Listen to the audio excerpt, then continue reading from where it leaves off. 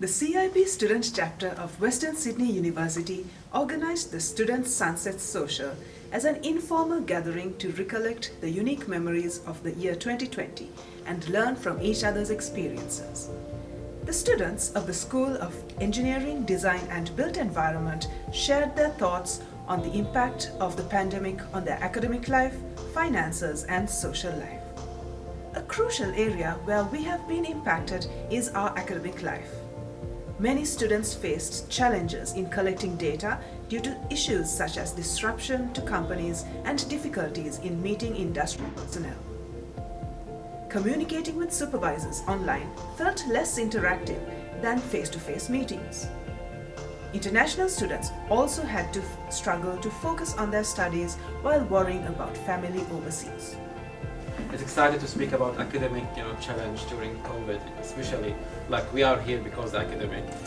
The first thing when we start going to the COVID and online, for me, apart from the social challenge, for being worried about my family back home to Jordan or even some of them in the UK, but when I start in the process to collecting my data from the industry, I found no one from the industry now ready to listen to me. All of them under the disruption of COVID. Some companies start changing their business. Some data I cannot access because of security, and I had delayed in this process like around maybe 6 months. So sometimes I try to worry about how I can I need to do the stuff and regarding my PhD. So I did two things which helped me to use my time. Firstly, to start doing another activity. So we started working on different papers.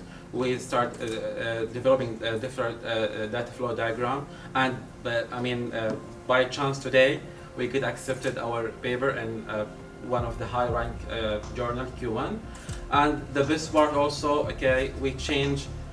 Sometimes you need motivation, to start working every day. But I thought what we need actually the habit.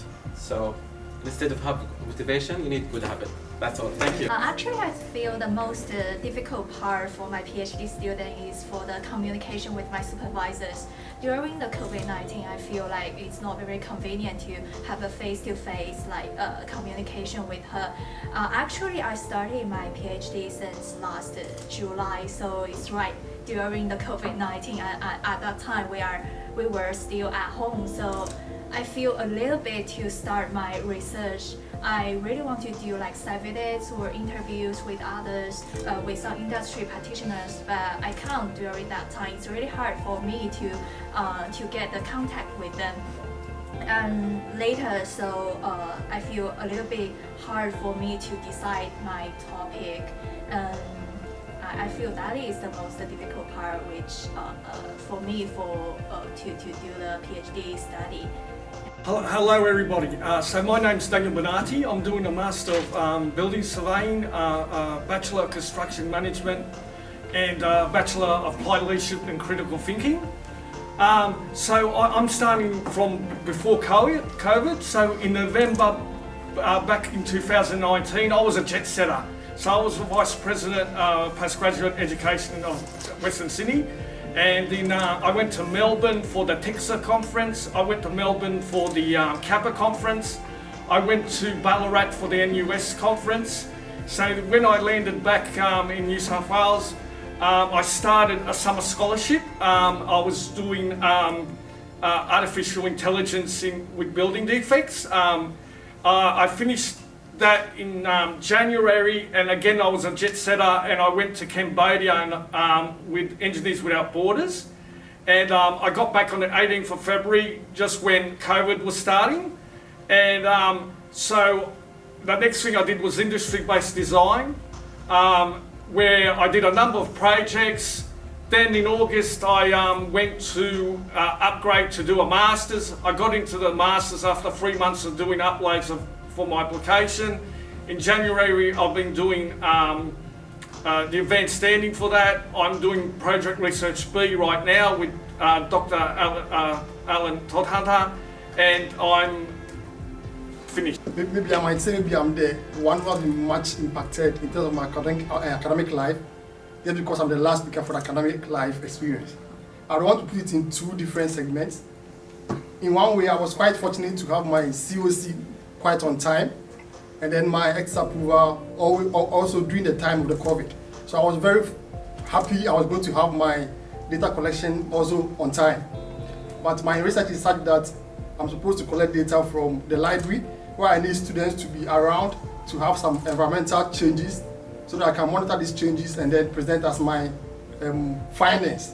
But unfortunately, within the scope of COVID, as we see it now, people are reluctant to be able to come to settings like this, which I need that to happen in the library.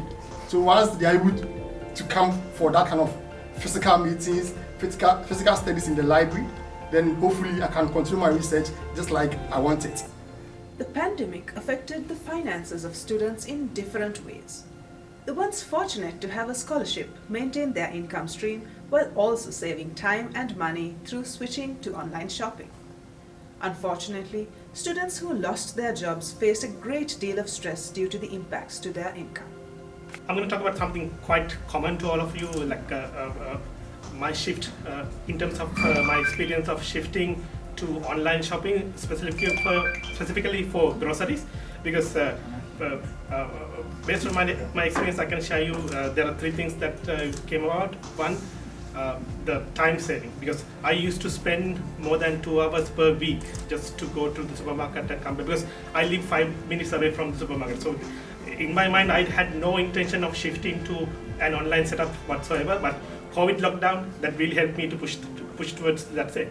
So that really helped me to save time, especially as a PhD student. That really helps. And the second point, in terms of cost, because I'm someone who monitors everyday expenses, so I exactly know what are the expenses of my end. So, but I realized through online grocery shopping that has caused me to to reduce the expenses by around 10%, because there won't be any more impulse buying. So that's a really good thing for your pocket. And thirdly, I recently found out through some research that around more than 40% of your carbon footprint related to shopping through supermarkets gets reduced when you switch into online grocery shopping. So that's one for the environment. In my point of view, when I talk about finances, being a PhD scholar at the Center for Smart Modern Construction, I was one of the lucky enough people who could have the same income stream which I had earlier, before the pandemic. But it was a battle of having the mental stability and being safe along with my friends and family. And also, I learned a lot about sharing and caring during this pandemic, which is still continuing since we faced with this global pandemic. So anyways, that is what I wanted to say. Although I was lucky enough to have the same income stream as earlier, there were people who lost their jobs, especially if you were connected to the airline industry or the tourism industry. But still, we managed to come out with that because of the qualities of sharing and caring. So that is what I wanted to emphasize. Thank you all. When COVID started, I was working in the industry, and immediately it landed, I lost my job. So I was lucky that the government introduced this job keeper. I enrolled in it. My income dropped halfway. The government stopped the job keeper. My income dropped another half. I'm in stress now because I don't have any income apart from what I have from the government. By the way, I'm a domestic student and I'm really stressed. Whoever can help should come to me. Thank you. I hope everybody gets through this pandemic. A major aspect that changed because of the pandemic was our social life. The mental health and well-being of students, especially international students, has been negatively impacted through isolation and the inability to travel home to see family for over a year. However, maintaining connections online, seeking university support for mental health, and having life in Australia return to relatively normal conditions has led to an improvement in our social life. I'm an international student, HDI student. So as an international student, it's actually the social life that kept us balanced in our in our psychological aspects as well. Because we are away from our family, and we don't have our family to go and say, okay, I had this simulation failed, or I had this analysis failed, and I didn't have anyone to cry on. But it was always like going out with my friends and colleagues, which kept me balanced. And to be honest, with the pandemic, I actually was lucky enough to have wonderful roommates, I have to say, to share my sorrows. But at the same time, I couldn't go home, and my sister had a baby recently, one of my best friends got married. Yeah, there were those aspects, I agree. But at the same time, I have to say one thing. Before COVID, I was actually a extra outgoing person, going out for dinners, anytime if someone asks me to come there, I'll come and I'll help you, yeah, sure. But with the corona, I learned how to just be by myself. It made me to come up to a situation where, okay, I have a problem, then I by myself how to handle that. If I don't have anyone around, how to deal with it. Corona situation actually taught me that. And one thing I want to say, it's actually because of Corona, we might have lost the social life, but we never lost the connection, the valuable connections we did lose. To me, COVID impacted me in a very negative way. I lost my grandmother during the COVID, that was around June. And I'm coming from a culture where we really appreciate funerals. We really celebrate people when they die.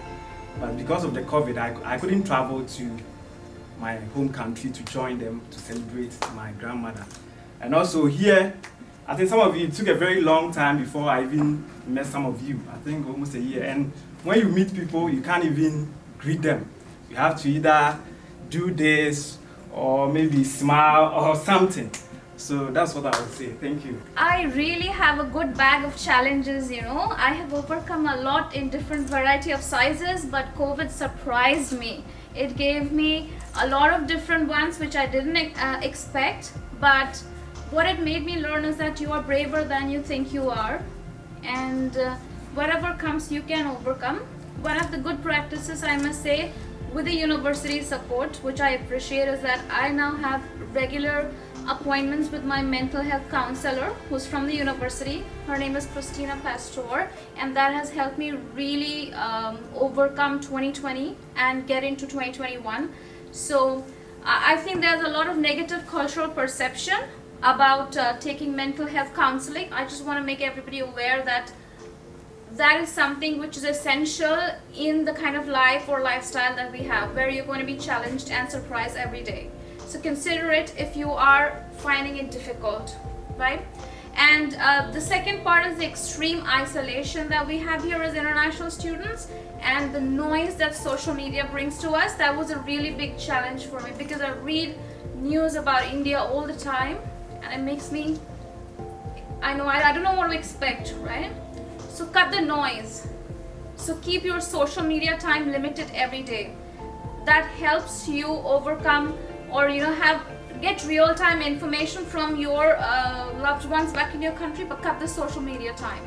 So this is what I learned from 2020, and that's what I want to end with, that you're braver than you think you are, and you will have different challenges, shapes, sizes, criticality, but you can overcome that. But just believe in yourself, right?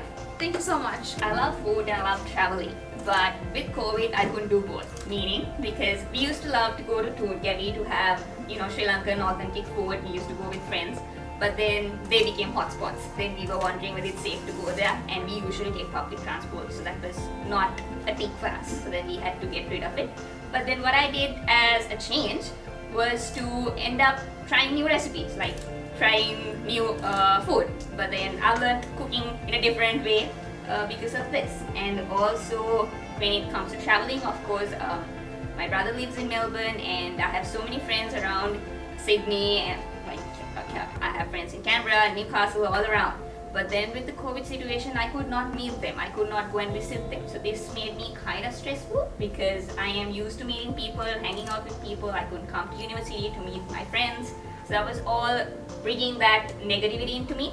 But then as a change, I became a workaholic. I ended up giving my 100% to my PhD rather than looking at anything else. So basically, I did not step out of my room unless it was to do laundry or to collect my deliveries from the car park. So that was like, I don't see anybody for weeks probably because of this.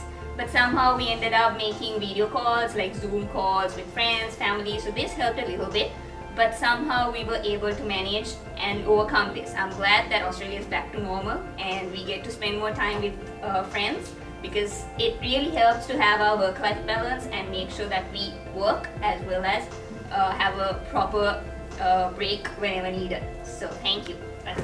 We believe the stories you have heard are representative of students the world over. Kudos to everyone who has persisted in their studies amidst this pandemic. Let's continue our journeys with confidence and courage, help each other out and seek support when we need it. We at the CIB Student Chapter of Western Sydney University hope and pray that this pandemic will soon end and people all over the world can stay safe and healthy. Thank you.